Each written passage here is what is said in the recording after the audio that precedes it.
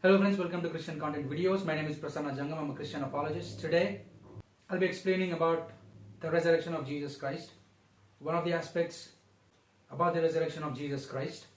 And today I'm going to be speaking on the main aspect about the resurrection of Jesus Christ.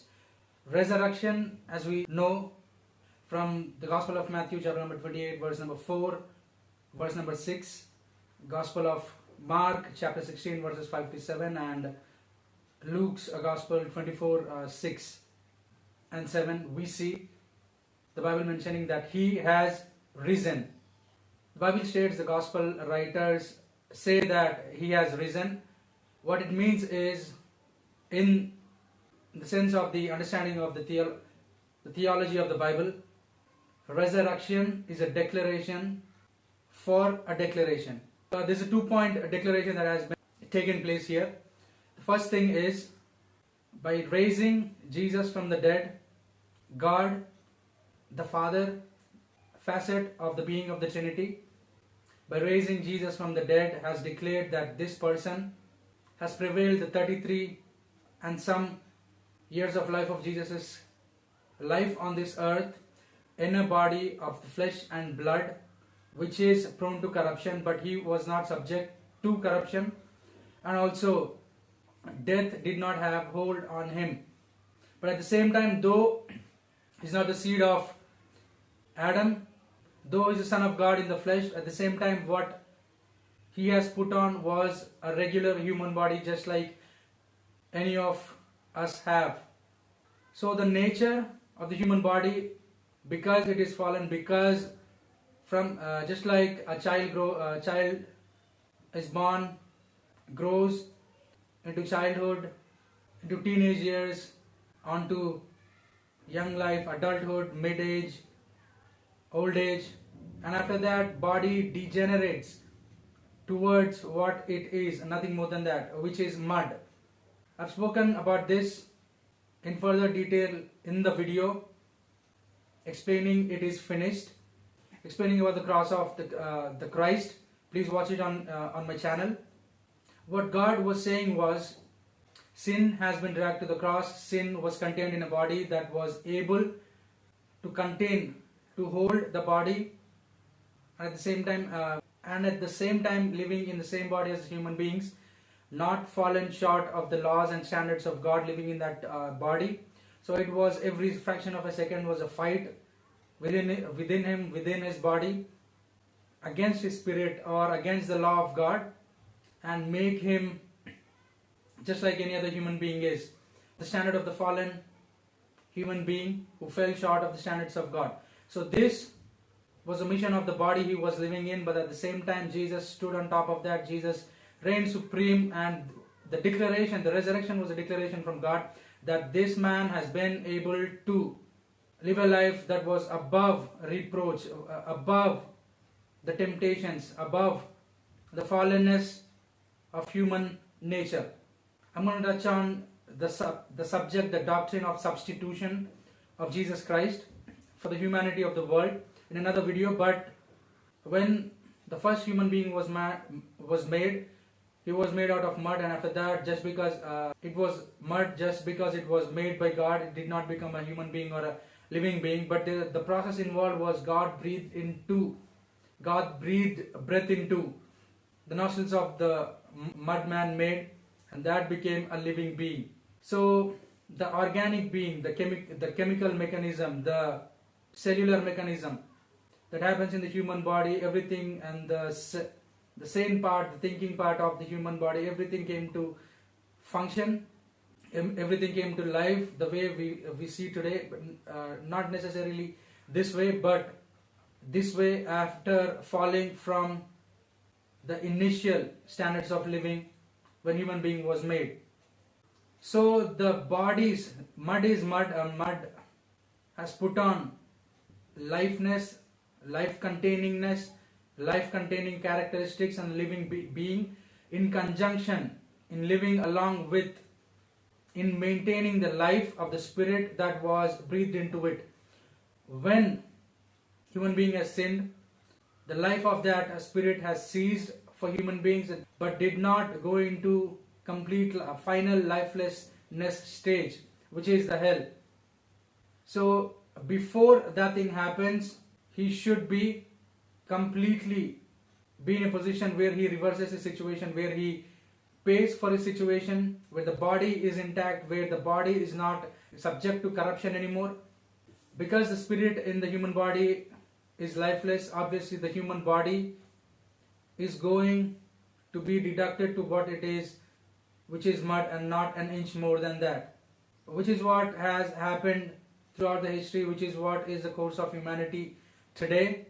But when Jesus came, he has put on the body, which means he also has a degradable, degenerating body, a body that is taking human being from stage to stage, to death, towards death, and finally limit him to what he is, not more than that, which is the mud part of the human body, which is mud, nothing more than that. So because the corruption characteristic is in his body, and he is numbered among the brethren, which is along with his brethren, along with humanity. If one of humanity is punished, it's not one human being only who is punished, but humanity. The characteristic of the corruption, which is in one body, which is not prone to corruption, which is not subject to corruption, which is not fallen short of the standard of God. If God wanted to punish Adam, he would have, he could have, but at the same time, that would have ended lifeless forever. So here we have a body born as a human being, but not fallen short of the standards of God.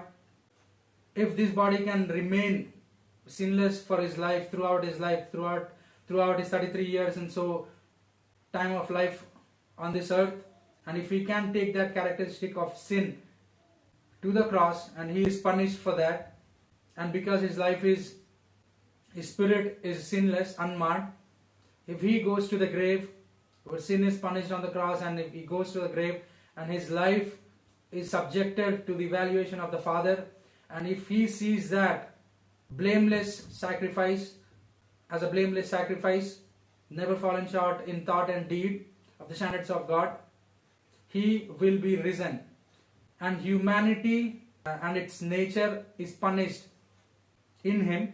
I'll make a video on that also. So now, by identifying with him, by becoming one body with him, by partaking of the life that he has, one lives to God, one lives unto eternity, one lives eternal life. So this when Jesus was resurrected, when Jesus was raised from the dead, it was a declaration that there was a man, and this is a man that has been able to put death to death, made death powerless, and he who believes in him will have everlasting life. Like the book of like John 3:16 says, like Acts 16:31 says. So resurrection was a declaration that there has been a man that's been able to contain sin in his body and not fall short of the standards of God, not see corruption and degrade into mere dust, and not resurrect and not come back to life, not able to bring his body back to life, just like Adam would have been, or any other human being would have been. So Jesus, because of his strength of his life, power of his life over the power of lifelessness, over the power of lawlessness on a human body, human soul, and his victory over that, has declared that death has been made powerless, death has been rendered powerless. This is a declaration that God has made, that Jesus has made, and also the authors of the New Testament have proclaimed, have written. So resurrection is a declaration that death has been rendered powerless, and there is life in Jesus, and becoming one with the body of Jesus, which is by faith in Jesus Christ to be the God of humanity, the God over human life, the God of this creation. I'll explain about the divinity of Jesus Christ in another video. So resurrection, friends, is a declaration that the lawful corruption that has had toll on humanity, that has had hold on humanity, is done away with, has no power over human being. So now human being will, whether he is passed away by the time of the second coming, or whether one remains, one will transform into a different body, and the believer will not see corruption and will not be taken unto death forever. And this is the good news of the Bible for all of humanity. So this is what that declaration was about. And this is what Christians today declare to the world, that life has appeared in Jesus Christ, and life is in Jesus Christ, and life of humanity, life of human spirit is in believing and becoming one. And becoming one may sound awkward, but it has a logical reasoning to it, theological reasoning to it. I'll explain about it in another video. But by believing Jesus Christ, corruption part, death's hold on a human being's part is over for a human being. So this is a message of hope that Bible has declared. So resurrection was that declaration of hope, of triumph over death for all of humanity, which has been accomplished by Jesus Christ, and one can partake of that by believing in Jesus to be God, their God. So this is it about this video, friends. Thank you for watching this video. I really hope this was very encouraging to you. If you are new here and if you aren't a subscriber to my channel yet, please make sure you do that. Please click on the bell icon to get notified whenever I post a new thing. Thank you for watching this video. I really appreciate your time here. May God bless us all.